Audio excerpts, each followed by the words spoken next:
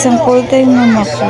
Dahil full-time mom ka, hindi ka pwedeng mapagod, hindi ka pwedeng umangal. Pwedeng tumigil magtrabaho sa loob ng bahay. Yan talagang trabaho ng isang full-time mom. Daig mo pa ang nagtatrabaho sa ibang bansa. Pero tayo, na full-time mom ka sa loob ng bahay, wala kang sahod. Makakawa ka lang ng pera kapag sahod ng asawa mo.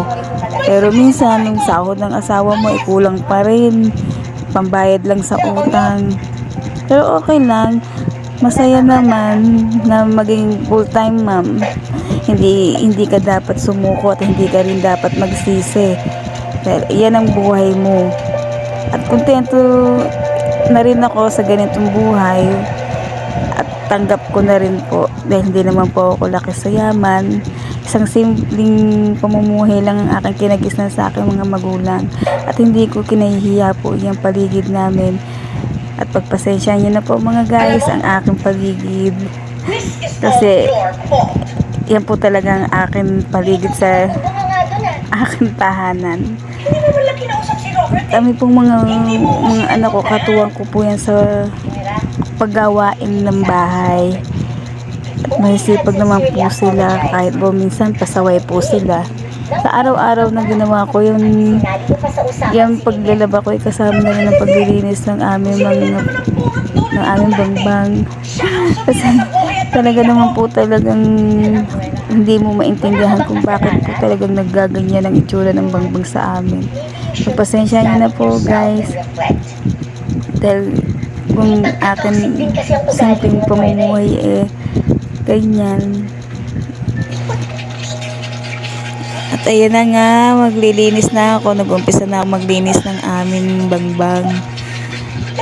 Dahil sa mataas po ang aming bangbang, pag ikaw po ay bumabagambewang po yun. Hanggang doon po sa dulo niyan, lilinisin ko po yan. Kaya kailangan ko po talaga ng pantanggal po ng mga bara-bara po doon sa aming bangbang. Kaya po, no choice po, kailangan po talaga maglinis ng paligid. Pag hindi po naglinis ng paligid, yan, magkakaroon po tayo ng lamok.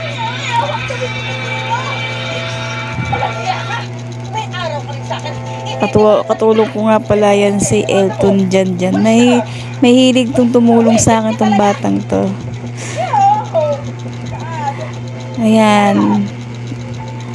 Yan po ang aking paligid.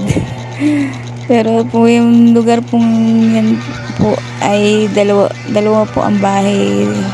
Yan. Katabi naman po ako sa amin bahay. Tiyuhin ko po yun isang bahay po dyan. Hindi ko naman po pwedeng asahan po yun dahil matanda na po. Kaya kami po ng akin asawa ang nagdilinis dyan. Salitan po kami. Ang hirap po talaga ito kasi tabing ilog po kami.